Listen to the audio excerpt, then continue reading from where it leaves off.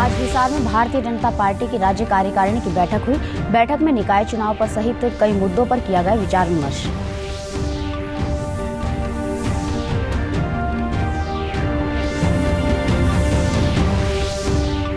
प्रदेश में यातायात नियमों की उल्लंघनाओं की जांच के लिए निरीक्षण अभियान को दी जाएगी गति। गृह मंत्री ने कहा, नशा करके वाहन चलाने वाले चालकों के खिलाफ की जाएगी सख्त कार्रवाई।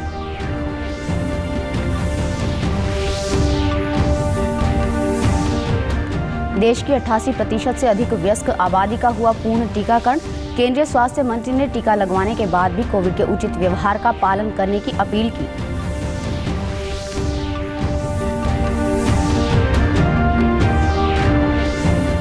और पीजीआईएमएस रोहतक के डॉक्टरों की टीम ने किया एक जटिल ऑपरेशन।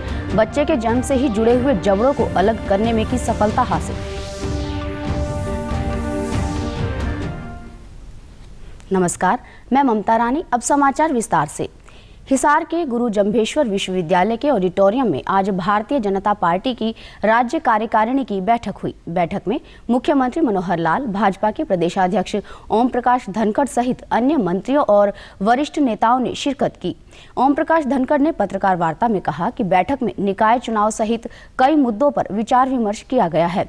उन्होंने कहा कि प्रधानमंत्री नरेंद्र मोदी के नेतृत्व में पिछले 8 साल के दौरान देश में बड़े बदलाव आए हैं, जिसमें देश को शौच मुक्त करना, हर घर तक रसोई गैस पहुंचाना, कोरोना काल में 80 करोड़ लोगों के भोजन और दवाई की व्यवस्था करना जैसे महत्वपूर्ण कार्य हुए। उन्होंने कहा कि पार्टी की प्रदेशाध्यक्ष ने कहा कि नगर निकाय चुनाव भी भाजपा के लिए अहम मुद्दा है और प्रदेश में भाजपा सभी निकाय चुनाव जीतकर ट्रिपल इंजन सरकार बनाएगी। चर्चा में आया वो नगर परिषद नगर पालिका के चुनाव का पूरे हाउस से विचार विमर्श किया गया है। सबके सुझाव किए गए हैं। हाउस का एसेंस, जिसको मैं कहूँ कि हाउस का मार्गदर्शन हमको मिल गया है कि इस चुनाव में किस स्वरूप में हमने तैयारी करते हुए आगे बढ़ना है। 8 वर्षों में जो बड़े परिवर्तन देश में आए हैं, पूरा भारत खुले में शौच मुक्त हुआ। भारत के हर घर में रसोई गैस पहुंची।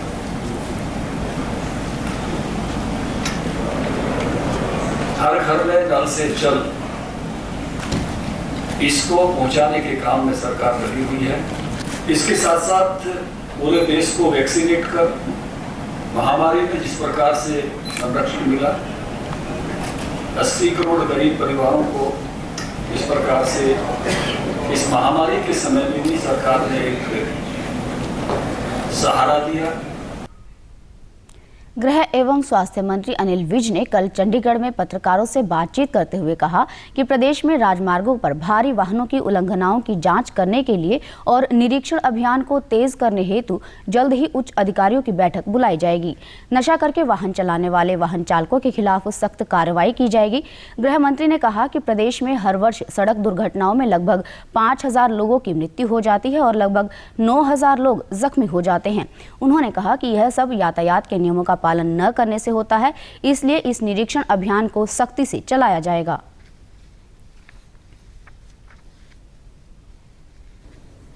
सड़क पर दुर्घटनाओं में हरियाणा में साल में लगभग 5000 लोगों की मौत हो जाती है और लगभग 9000 लोग जख्मी हो जाते हैं और ये यातायात के नियमों के पालन ना करने से होता है। इसलिए इसको सख्ती से चलाया जाएगा। मैं बहुत जल्द सभी अधिकारियों की बैठक भी लेने वाला हूँ। गृह मंत्री ने कहा, प्रदेश में नशे को खत्म करने के लिए हरियाणा राज्य नारकोटिक्स कंट्रोल ब्यूरो भी बनाया गया है। उन्होंने कहा कि प्रदेश में नशे का कारोबार करने वाले लोगों की प्रॉपर्टी को अटैच किया जा रहा है। एनसीबी बनाई है, वो एनसीबी भी काम कर रही है। इसकी सजा तो बहुत होनी चाहिए और है भी। मतलब तो मशीनरी को बिल्कुल तेज करने की ज़रूरत है और हमने प्रॉपर्टियां अटैच करने का भी हमने काम सिलसिला चला रखा है और ये बहुत प्रभावी है, क्योंकि नशे का कारोबार लोग पैसा कमाने के लिए ही करते हैं और अगर उसकी पैसे द्वारा कमाई गई प्रॉपर्टी को अटैच कर लिया जाता है तो उसकी कमर टूटती है। भारत कोविड-19 के खिलाफ लड़ाई को मजबूत करने के लिए दुनिया का सबसे बड़ा टीकाकरण अभियान चला रहा है। केंद्रीय स्वास्थ्य मंत्री मनसुख मांडविया ने ट्वीट करते हुए कहा कि देश की 88% से अधिक वयस्क आबादी का पूर्ण टीकाकरण किया जा चुका है। उन्होंने टीका लगवाने वाले सभी लोगों को बधाई दी और कहा कि टीका लगवाने के बाद भी कोविड के उचित व्यवहार का पालन करना सुनिश्चित करें। केंद्रीय स्वास्थ्य और परिवार कल्याण मंत्रालय के मुताबिक राष्ट्रव्यापी टीकाकरण अभियान के तहत देश में अब तक कोविड रोधी टीकों की 193 करोड़ 13 लाख से अधिक खुराक दी जा चुकी है। देश में पिछले 24 घंटों में 2600 से अधिक नए मामले दर्ज किए गए हैं और 2100 से अधिक मरीज स्वस्थ हुए हैं। इससे कोरोना संक्रमण से स्वस्थ होने की दर 98.75% हो गई है। प्रदेश में अब तक कोरोना रोधी टीके की 4 करोड़ 34 लाख से अधिक खुराक दी जा चुकी है। प्रदेश में कोविड से 9,90,000 से अधिक लोग स्वस्थ हो चुके हैं, जबकि 1073 मामले सक्रिय हैं। कोविड-19 को लेकर स्वास्थ्य विभाग सतर्क है और वर्तमान में पात्र लोगों को बूस्टर डोज लगवाने का कार्य सुचारू रूप से जारी है। नारनौल के civil surgeon doctor Ashok Kumar ने बताया कि जिन व्यक्तियों को कोरोना रोधी टीकाकरण की दोनों खुराक लिए हुए 9 महीने का समय बीत चुका है, उन्हें अब यह बूस्टर डोज दी जा रही है। उन्होंने कहा कि लोग बूस्टर डोज लगवाने के लिए जागरूक हैं और टीकाकरण के लिए नियमित रूप से अस्पताल में आ रहे हैं और अब तक 20,000 से अधिक लोगों ने बूस्टर डोज लगवाई है। जो बूस्टर डोज है वो प्रिकॉशन के तहत लगाई जाती है और प्रिकॉशन डोज इसका फ़ायदा ये है कि जहाँ इम्यूनिटी शरीर की कम हो रही है वो इम्यूनिटी पूरी हो जाती है। इसका कोई नुकसान नहीं है, बल्कि जो लोग किसी भी वजह से जिनकी इम्यूनिटी कम है और अगर उन्होंने प्रिकॉशन डोज नहीं ले रखी है तो उनमें जो कोविड का इन्फेक्शन है वो गंभीर रूप से भी हो सकता है। तो उससे बचाव के लिए प्रिकॉशन डोज लेना ज़रूरी है। तो आपके माध्यम से मेरा जो जिला महेंद्रगढ़ के निवासियों से यही अनुरोध है कि जिनकी भी प्रिकॉशन डोज ड्यू है, जिनको सेकेंड डोज लगवाए हुए 9 महीने हो चुके हैं, वो जल्द से जल्द अपने नज़दीकी जो स्वास्थ्य केंद्रों पर जाकर प्रिकॉशन डोज लगवाएँ। नागरिक अस्पताल में टीकाकरण के लिए आए लोगों ने बताया कि निर्धारित समय पर पात्र व्यक्तियों को बूस्टर डोज अवश्य लगवानी चाहिए ताकि कोरोना महामारी से सुरक्षित रहा जा सके। मेरी पहली और दूसरी डोज लग चुकी है। आज मैंने बूस्टर डोज लगवाई है और मैं सभी देशवासियों से अपील करना चाहूँगा कि आप भी सभी समय पर बूस्टर डोज लगवाएं ताकि देश में कोरोना को जड़ से ख़त्म किया जा सके। दोनों डोज पहले लगवा चुका हूं और तीसरा डोज बूस्टर यहाँ लगवाने के लिए आया था। ये भारत में सभी को लगवाना चाहिए। आज मैं यहाँ सिविल हॉस्पिटल में बूस्टर डोज लगवाने के लिए आया हूँ और ये डोज सबको लगवानी चाहिए हमें कोरोना से बचने के लिए। जिनका भी ड्यू है उन्हें ये ज़रूर लगानी चाहिए। यहाँ बूस्टर डोज लगवाने के लिए आया था। मैंने पहली डोज भी लगवा ली है, दूसरी भी लगवा ली और अब बूस्टर डोज भी लगवा ली है। एक भारतीय होने के नाते हम सब का फ़र्ज़ बनता है कि जो सरकार की गाइडलाइंस के अनुसार हमें सभी को इस कोरोना जैसी खतरनाक बीमारी को हराने के लिए हमें सभी को बूस्टर डोज लगवानी चाहिए ताकि हम सब मिलकर। PGIMS रोहतक के डॉक्टरों की टीम ने एक 2 माह के शिशु के आपस में जुड़े हुए दोनों जबड़ों को एक जटिल ऑपरेशन के माध्यम से सामान्य अवस्था में लाने में सफलता हासिल की है।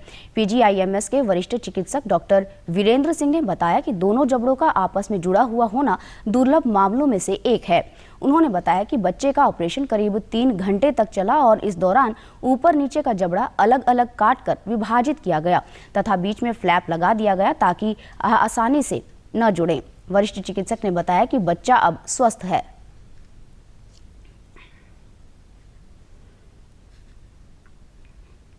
दो दिन पहले ही हमने एक बच्चा ऑपरेट किया था 2 महीने का, जिसका जन्म से ही दोनों जबड़े जुड़े हुए थे।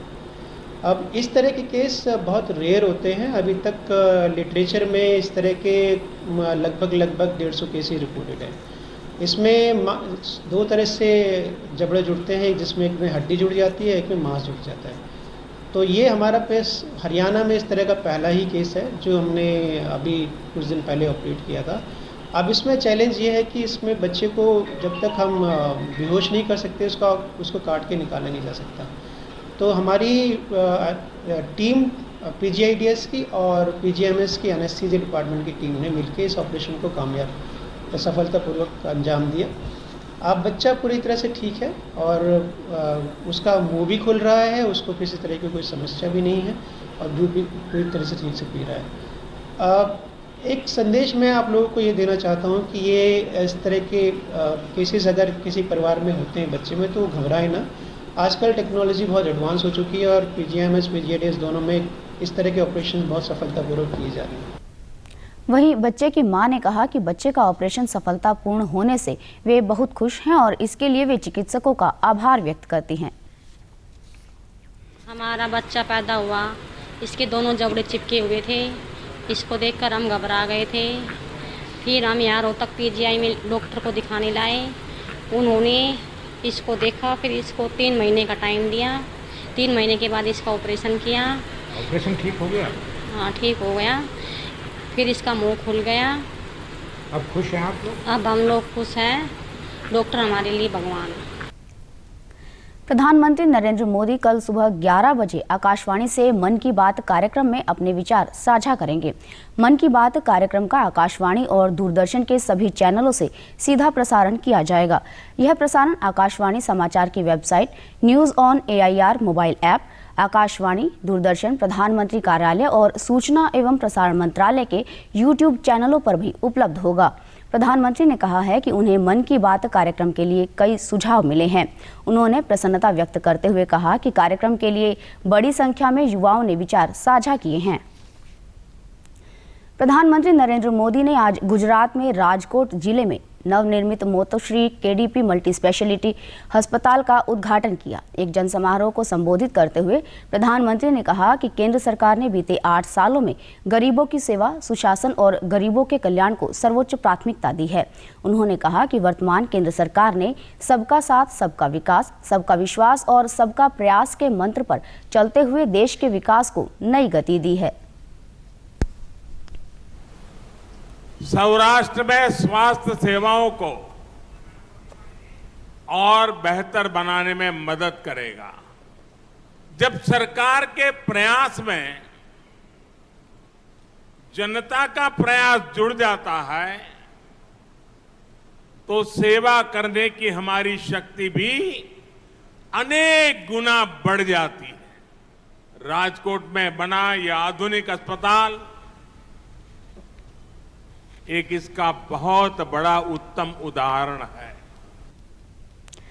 पलवल के शिक्षा विभाग द्वारा स्किल इंडिया अभियान के तहत राजकीय कन्या वरिष्ठ माध्यमिक विद्यालय में व्यावसायिक शिक्षा के विद्यार्थियों को beauty and wellness tool kit वितरित की गई। इस अवसर पर नगराधीश द्विजा ने कहा कि प्रदेश सरकार द्वारा 10वीं और 12वीं कक्षा के विद्यार्थियों को उपलब्ध करवाई गई व्यावसायिक टूल किट का सदुपयोग कर छात्राएं कौशल निपुण में हो सकती हैं। उन्होंने कहा कि शिक्षा विभाग की यह पहल दूसरे देश के लिए अनुकरणीय है, क्योंकि छात्र इतने स्तर पर छात्रों को टूल किट देने वाला हरियाणा देश का पहला राज्य है।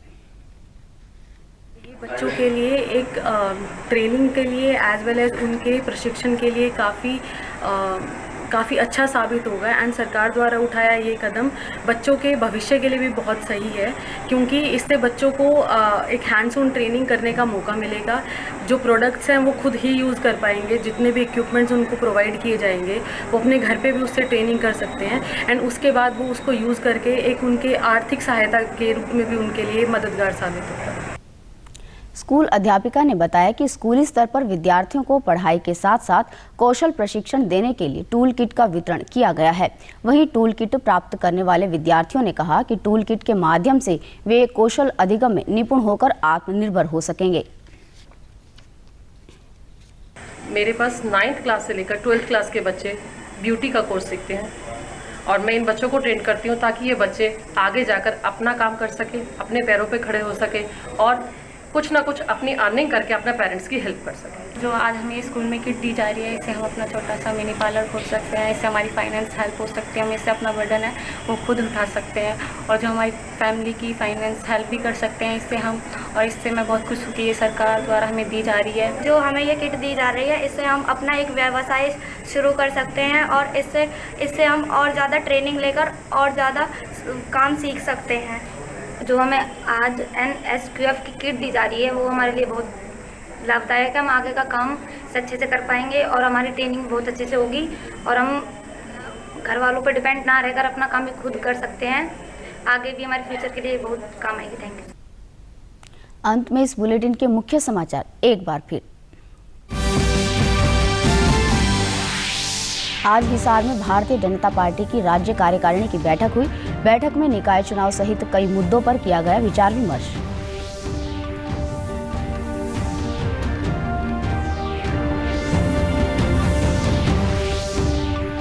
प्रदेश में यातायात नियमों की उल्लंघनाओं की जांच के लिए निरीक्षण अभियान को दी जाएगी गति। गृह मंत्री ने कहा, नशा करके वाहन चलाने वाले चालकों के खिलाफ की जाएगी सख्त कार्रवाई।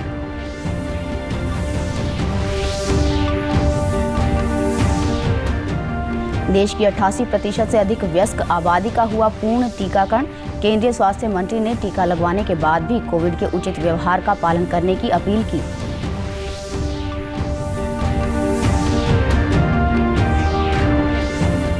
और PGIMS रोहतक के डॉक्टरों की टीम ने किया एक जटिल ऑपरेशन। बच्चे के जन्म से ही जुड़े हुए जबड़ों को अलग करने में की सफलता हासिल। समाचारों में आज इतना ही। नमस्कार।